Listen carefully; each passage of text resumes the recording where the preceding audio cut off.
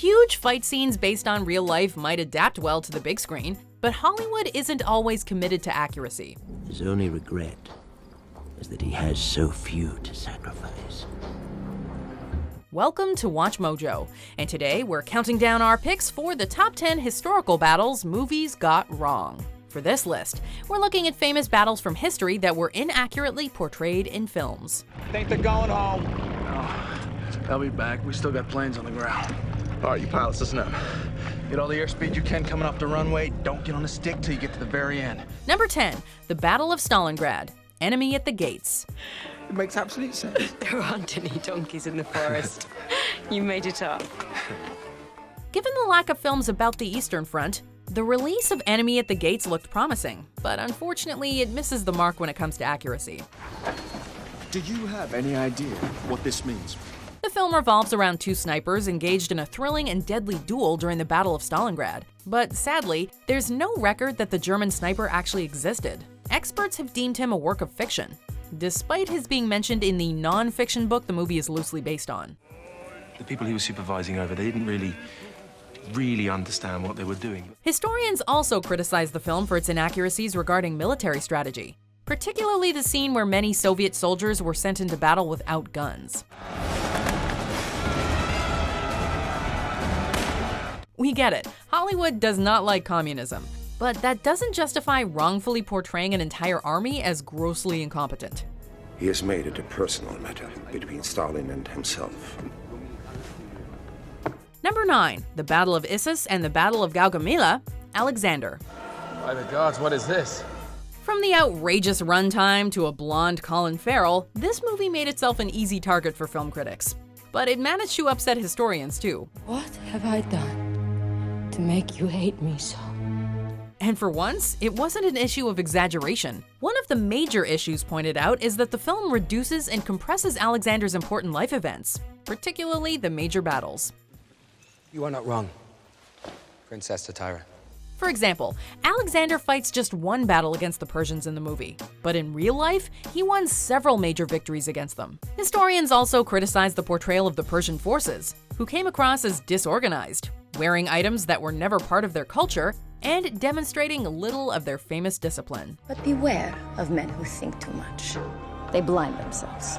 Number 8, Operation Red Wings, Lone Survivor. Yeah, roger that. What do you think? I think we did the right thing. I think we let our love light shine. This film depicts the tragic deaths of 3 Navy SEALs after the team of 4's mission was compromised by 3 goat herders. The 4th member of the team, Marcus Luttrell, survives, thanks in large part to the assistance of a nearby village.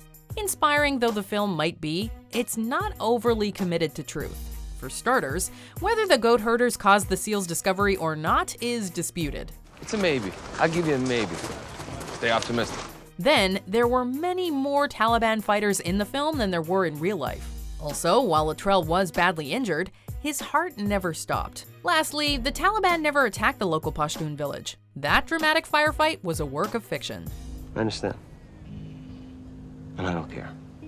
Number 7, The Siege of Jerusalem, Kingdom of Heaven.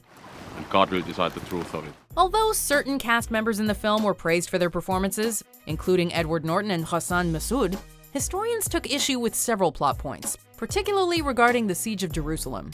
When will it begin? At one point, Balian threatens Saladin by claiming that he's willing to destroy all of Jerusalem's holy sites without regard to faith rather than surrender. You have a chance to hold the city, but if you move out against Saladin, this army will be destroyed. But in reality, he threatened to destroy specific Muslim holy sites and kill many Muslim slaves should Saladin not allow him to surrender peacefully.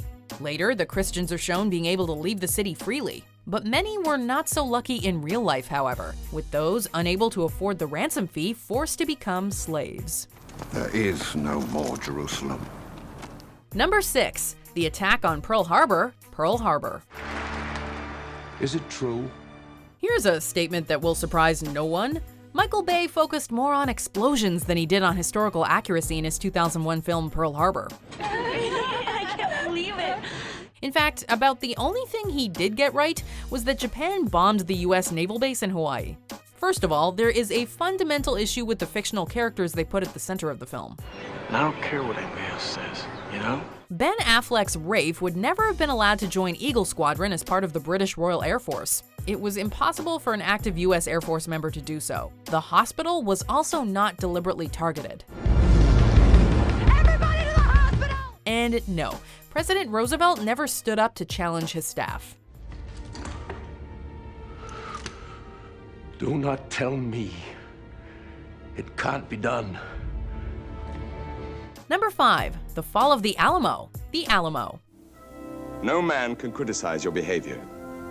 Remember the Alamo. Perhaps John Wayne should have listened to that battle cry more carefully, because this movie is about as historically inaccurate as you can get. I suppose the Yankee says that's lazy.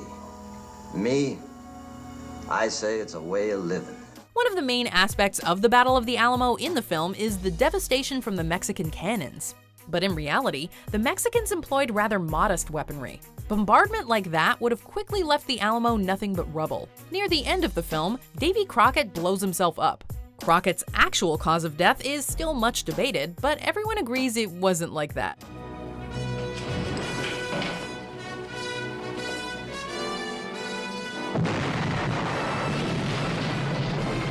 Because of the numerous inaccuracies, the two historians associated with the film, Lon Tinkle and James Frank Dobie, insisted their names be removed. Well, that's it. I'm taking my men out, cut through to the north. Number 4. The Battle of Stirling Bridge. Braveheart. Sons of Scotland, I am William Wallace. William Wallace is 7 feet tall. Yes, I've heard. You'd think that if the name of a famous battle included the word bridge, it would make sense to include a bridge in said battle scene, right? Well, you would think wrong. At least when it comes to Braveheart. Where are you going? I'm going to pick a fight. Although the film does portray the Battle of Stirling Bridge, an important victory for William Wallace and the Scots over England, it does not include the actual bridge. Furthermore, historians criticized the tactics of the battle, which more closely resembled a different and much later battle in the First War of Scottish Independence. That they may take our lives, but they'll never take our freedom! Add to that the many other non-battle related inaccuracies in the movie, like the costumes and the portrayals of several characters, and you get one of the most historically inaccurate films, period. Well, it didn't get dressed up for nothing. Number 3. The Battle of Thermopylae. 300. Let every Greek assemble know the truth of this. All you have to do is reference the number 300 and people immediately think of the Battle of Thermopylae, thanks in large part to this hit film. Spartans! What is your profession? Of course, as this is Hollywood, there are several inaccuracies surrounding this battle. While there were only 300 Spartans, in real life, they aligned with other Greek city-states to increase their numbers significantly, up to an estimated 6,000 by some counts. The Spartans also fought in clear battle formation, and would have been covered in armor. Of course, this doesn't play as well on the big screen, a fact that has been admitted by both Frank Miller and Zack Snyder.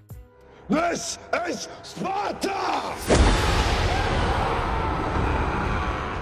Number 2. The Battle of Aqaba. Lawrence of Arabia. Having led them here, have you no care for them? Considered by many to be one of the greatest films ever made, this film won 7 Academy Awards, including Best Picture. That doesn't make it an accurate portrayal of what really happened, however. One of the key plot points in the film revolves around raiding the port of Aqaba. The Turks have 12-inch guns at Aqaba, sir. Can you imagine what that means? The defenses of the port are significantly increased in the film, and the famous cavalry charge actually occurred nearly 40 miles away from Aqaba at an outpost named Abu al-Hassan. No prisoners! No prisoners! Lawrence also did not lead the charge. Dabutai did. Is that it? Lawrence did partake in the action. That is, until he accidentally shot his own camel in the head. And a man who tells lies, like me, merely hides the truth. But a man who tells half-lies has forgotten where he put it. Before we continue, be sure to subscribe to our channel and ring the bell to get notified about our latest videos. You have the option to be notified for occasional videos or all of them. If you're on your phone, make sure you go into your settings and switch on notifications. Number 1. The Battle of Cowpens and the Battle of Guilford Courthouse, the Patriot. What are you suggesting, Ben? We could probably make an entire top 10 list on the historical inaccuracies in this film alone. But alas, we're just gonna focus on the final battle. The climax of the movie sees the fictional Benjamin Martin and the Americans taking on the British, based on 2 famous battles, Cowpens and Guilford Courthouse. I'm sure they were lovely. The battlefield actually bears some resemblance to Guilford Courthouse, but in real life, the Americans actually lost this skirmish. And for that I am ashamed. And while Cowpens was an American victory, the tactics employed in the film bore little resemblance to those of the historic battle. Take it! Do you agree with our picks? Check out this other recent clip from WatchMojo, and be sure to subscribe and ring the bell to be notified about our latest videos.